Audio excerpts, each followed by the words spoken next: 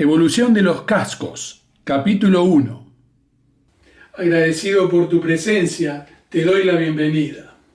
El siguiente es una breve descripción en 2 capítulos relacionada a los cambios que se han ido dando en lo referente a la seguridad y protección de los conductores a través de los cascos que se utilizaron en el automovilismo del más alto nivel, tomando a grandes rasgos las épocas de su aplicación y evolución, sobre todo a lo largo de la historia de los grandes premios y la Fórmula 1. Ahora bien, ¿de dónde vienen cascos, gafas, antiparras, los visores, etcétera? Esto es lo que trataré en este primer video, porque todo tiene un origen, una raíz, llegando recién luego, mucho tiempo después, a su utilización en los grandes premios. En el segundo capítulo me ocuparé ya desde la creación del Campeonato Mundial en 1950 hasta la actualidad. Bien, entonces, antes de introducirnos en las carreras propiamente dichas, voy a ir muy brevemente atrás en la historia, porque es sabido que desde siempre el hombre ha intentado encontrar una protección integral para proteger su cabeza de los impactos en situaciones riesgosas. ¿Cascos integrales o enterizos en el pasado? Sí.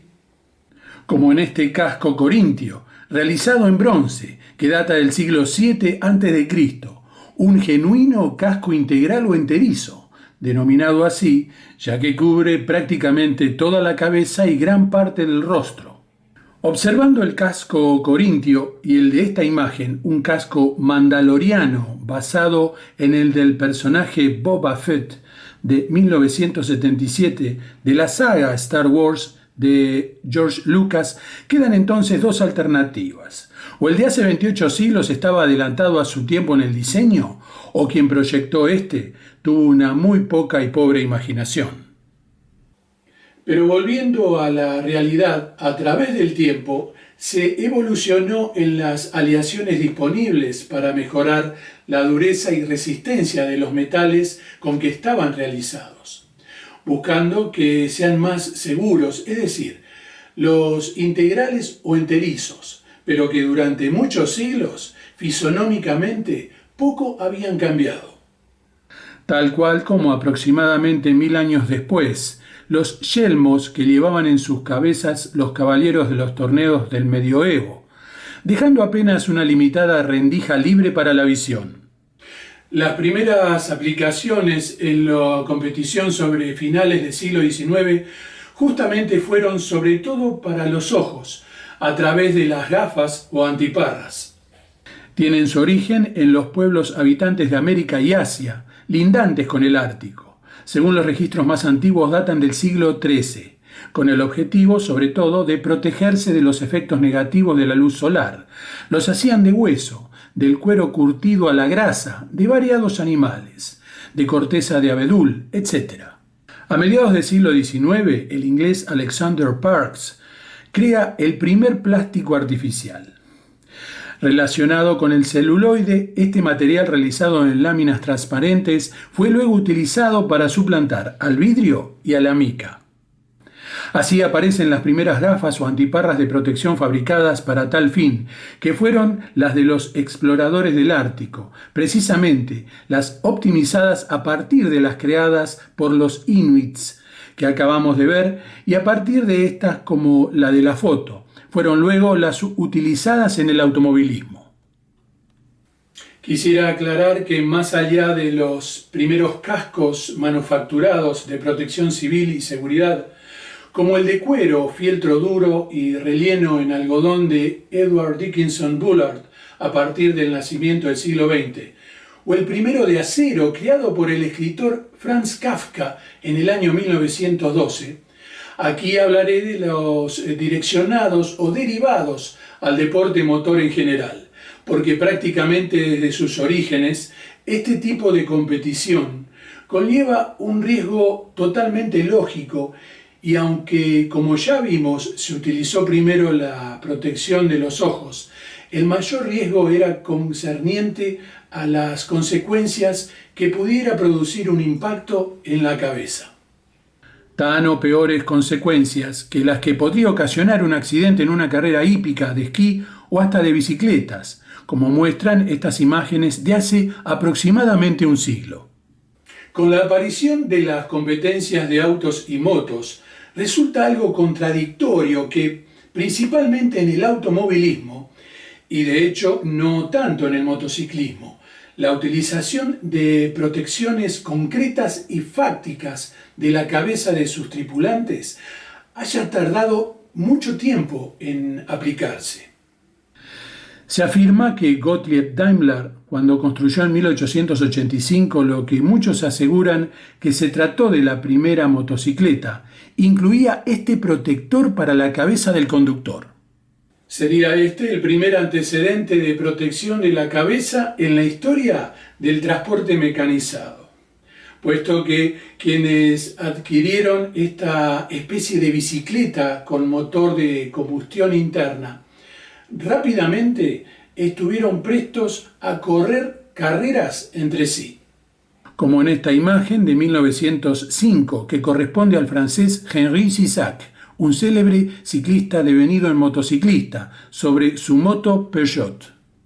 El uso de esta precaria protección que utilizaría la gran mayoría de quienes competían en el motociclismo era muy usual hasta justo antes de la Primera Guerra Mundial. Pero vale aclarar que no se parecía en nada de lo que es considerado un casco, por más básico que sea, para cuestiones que tengan que ver con la seguridad. En el automovilismo deportivo, nacido sobre finales del siglo XIX, o el que ya se podía denominar como prueba o competencia, más allá de algún caso aislado en que se usaban cascos de equitación, generalmente no se utilizaba protección alguna. Eso sí, para evitar elementos tales como el polvo, por ejemplo, ya eran comunes las gafas o antiparras, hechas de vidrio, o se sabe que existieron algunas, por ejemplo, con mica. Ya en 1906, durante el que se denomina como el primer Gran Premio oficial que se disputó en Francia, los conductores húngaros, como en este caso de Ferenc Schiss y su mecánico acompañante, llevaban gorros de tela, cuero o una combinación de ambos, con el objetivo de evitar que el cabello se ensucie o para resguardarse del frío, más que de intentar protegerse de un eventual accidente. El afamado diseñador de motores y pionero de la aviación Glenn Curtiss, posando con su moto equipada con un motor de 8 cilindros en las arenas de Daytona en 1907 y calzando un casco de cuero combinado con un material semirrígido, un precursor. Cuando aún no se disputaban las legendarias 500 millas de Indianápolis, que tuvieron lugar a partir de 1911. Un año antes, durante 1910, se llevaron a cabo 3 reuniones de competencias y dentro de ellas hubo una en particular que llevaba el curioso nombre de Speedway Helmet Race, o sea, algo así como la carrera de velocidad del casco. Y el ganador se quedaría con tan curioso premio. El premio o elemento en cuestión, más que un casco de protección, era una especie de corona ornamental, delicadamente tallada y con el escudo de Wings on Wheel, logo del Indianapolis Motor Speedway, y Johnny Aitken, en la foto, fue el promotor de dicho premio, que, por otra parte, nunca ganó.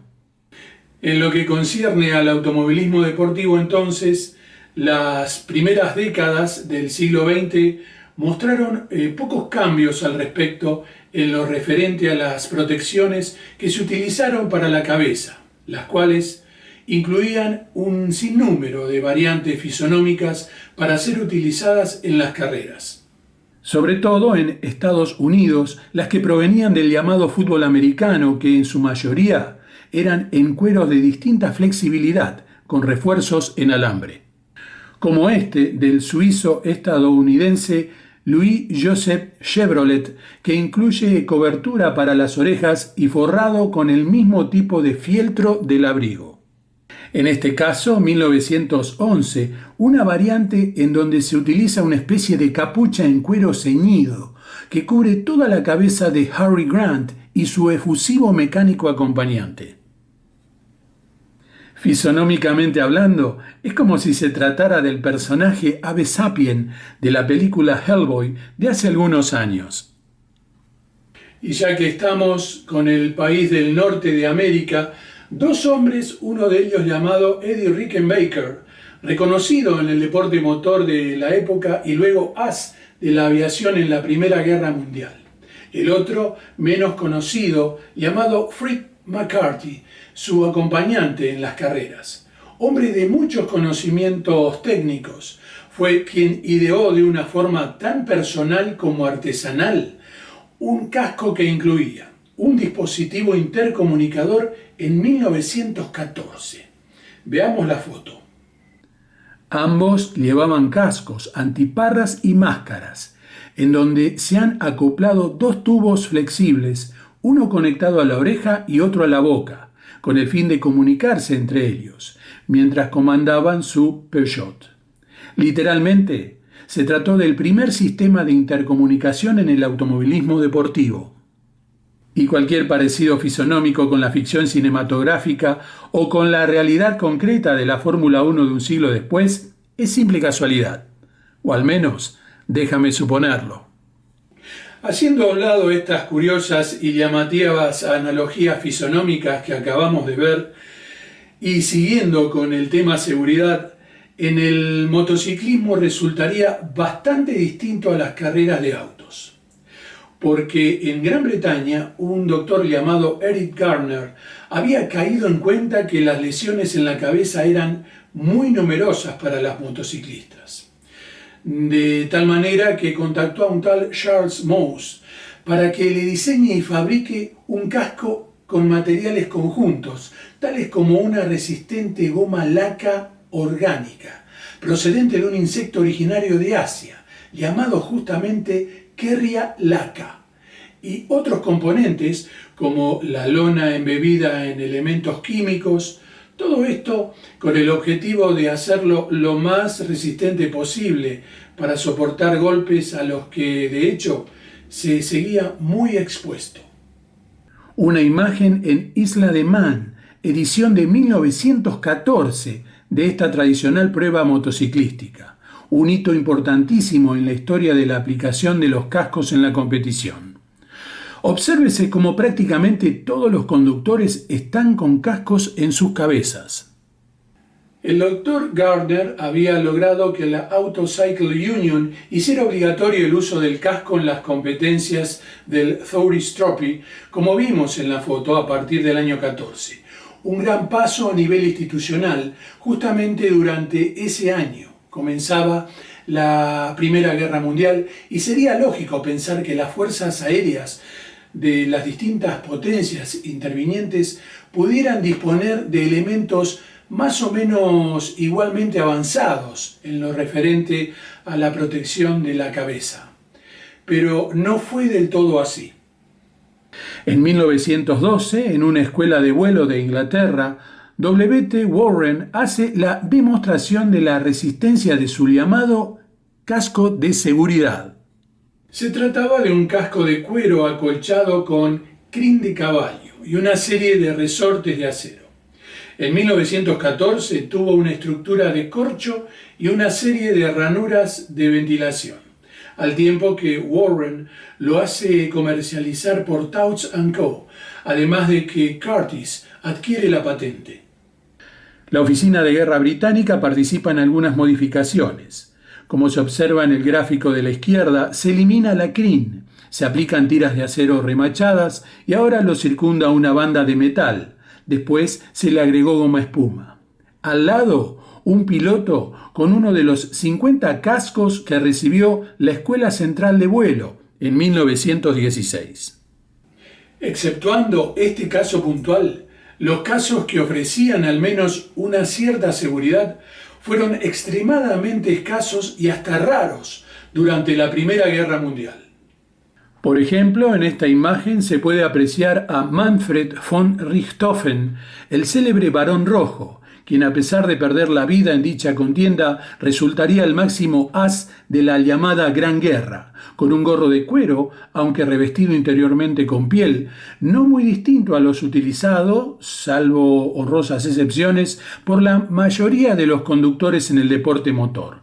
Nótese la indumentaria enteriza, también de cuero. Los conductores del automovilismo deportivo utilizarían de forma muy masiva durante muchos años, hasta casi el mismo comienzo de la Segunda Guerra Mundial, una indumentaria que bordeaba más con lo figurativo y, por decirlo de alguna manera, con lo cosmético.